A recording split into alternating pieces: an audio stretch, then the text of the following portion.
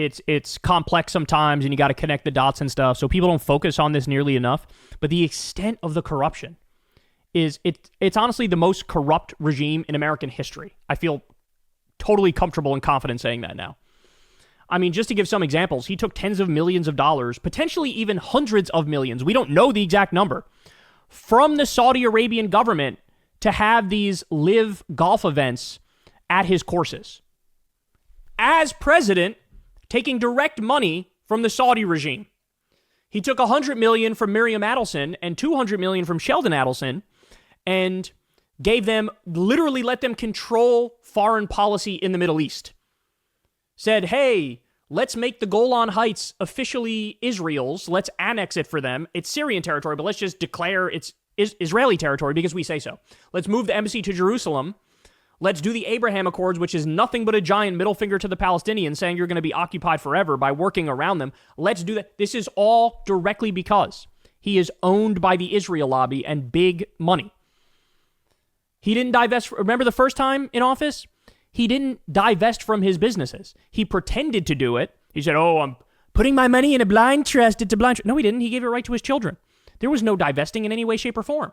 This time, he's not even pretending to go through some tap dance to pretend like he's not being corrupt. He made $160 million. Listen to this. A lot of people don't know this. He made $160 million from foreign countries as president. Guys, I don't know if you recall this, but Jimmy Carter was forced to sell his peanut farm because the idea was, hey, maybe foreign countries and foreign wealthy people can give him money through his peanut farm, and that would be corrupt, or it has the potential to be corrupt, so he's got to sell his peanut farm. Now we got Trump.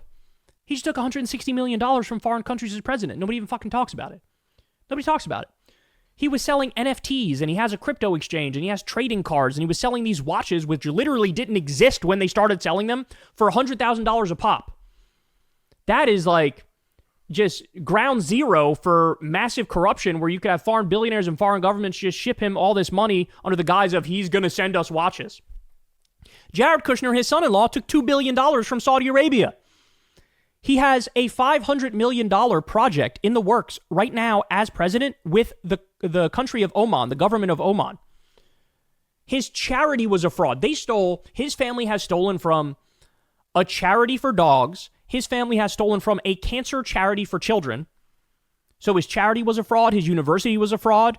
He has a track record of stiffing his workers for his casinos and his hotels, the plumbers and the electricians. He did tax fraud and insurance fraud and business fraud and bank fraud. And all this stuff, again, we get hit with so much shit on a regular basis that this stuff doesn't even register. Like, nobody even talks about this stuff anymore. I mean, really? Melania getting $40 million from Amazon? Everybody's supposed to think, oh, that's on the up and up. No, it's a fucking bribe. And by the way, what did that buy Jeff Bezos? Because Jeff Bezos was planning on putting a line when you check out on Amazon, here's how much the tariffs cost you. Trump called him and yelled at him, and he removed it. So you gave Melania $40 million, basically a bribe to the Trump regime, and you don't even have the wiggle room to be honest about the impact of his shitty fucking tariffs. 40 million? So Trump is personally doing great in this economy. What about immigration? He made a lot of promises there, too. We are going to start the largest mass deportation in the history of our country, and we are going to start with violent criminals. We're going to get people out that are criminals and horrible people. Hannibal Lecter is coming in, lots of them. Lots of them.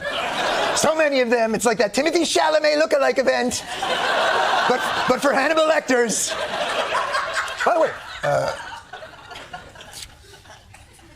wouldn't massing a bunch of Hannibal Lecters around the border be a solution for immigration?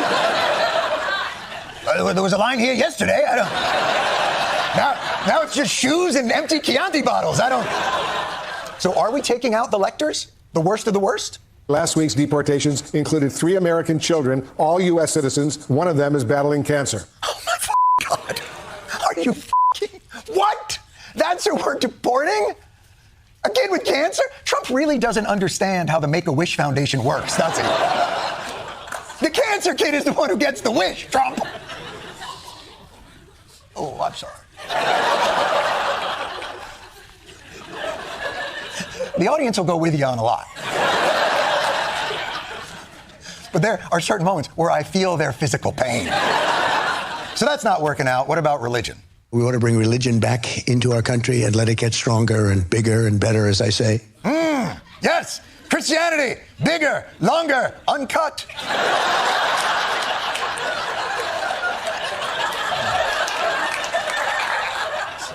So I'm told. But fine. How's that promise going?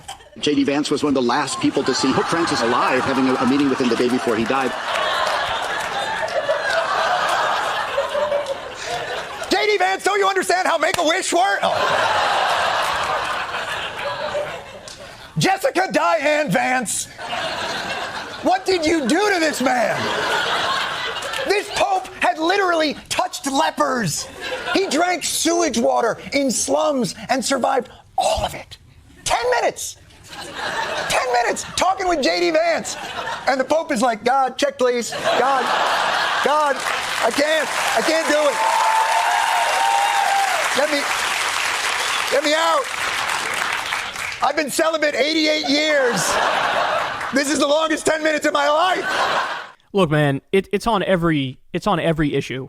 On every front, this regime has destroyed everything. I mean, there's no way around it. This is way, way worse than his horrible first term. And as you guys keep hearing me say, at least in the first term, you could be like, hey, he did the First Step Act. That was cool. He pardoned Alice Johnson. That was cool. He banned bump stocks after a mass shooting. That was cool. There were some little things you could point to, and it wasn't much. 96% of the time, he was horrible. But at least some little, like, okay. But no, now in retrospect, what we learned is there were some people, it was a Herculean effort for some people to keep the train on the tracks, and they deserve all the credit. General Mark Milley, who prevented him from invoking the Insurrection Act and shooting protesters in the leg. He's one example. Gary Cohn and Steve Mnuchin, just sort of the normal finance guys who, at the time, when you think of them, you go, oh, these are fucking Wall Street crooks. Fuck them, right? That's how everybody felt about them, and it made sense. But now in retrospect, you go, oh my God, these are the only people who could, like, get through to him and explain that a trade deficit is not by definition a bad thing. They, like, prevented him from doing fucking massive tariffs and destroying the economy back in 2017, right? So, I mean, those people now look fucking glorious compared to what we got now. I mean, now you got drunk, abusive, alcoholic rapists. You got people with fucking crusader tattoos. I mean, Pete Hegseth literally got involved in politics by being a pro-Iraq war activist. This is who he has around him. He's picked total loyalists and sycophants. Stephen Miller, who's basically like Goebbels reincarnate. And on every front, the Constitution has been shredded. No more due process, no more habeas corpus, send people to a concentration camp, disappear them in the middle of the night, warmonger with all these different countries around the world, including allies of ours, piss off the whole world and isolate us with a trade war, right? The economy is just in the shitter and not going to recover because what they're doing is psychopathic. And so you got all of it. And he's finding humor in it, which I give him credit for, because it's so dark and it's so bad that I struggle to actually find humor in it. But that's why he gets paid the big bucks. So there you have it. Go watch the whole thing, by the way. We're not going through the whole thing here. I gave you 5 minutes. Go watch the whole thing because it's all great. Hey, y'all, do me a favor and like and subscribe. It helps out big time in the algorithm. Click the bell as well for notifications when videos drop, and watch that video on screen right now. You know you want to.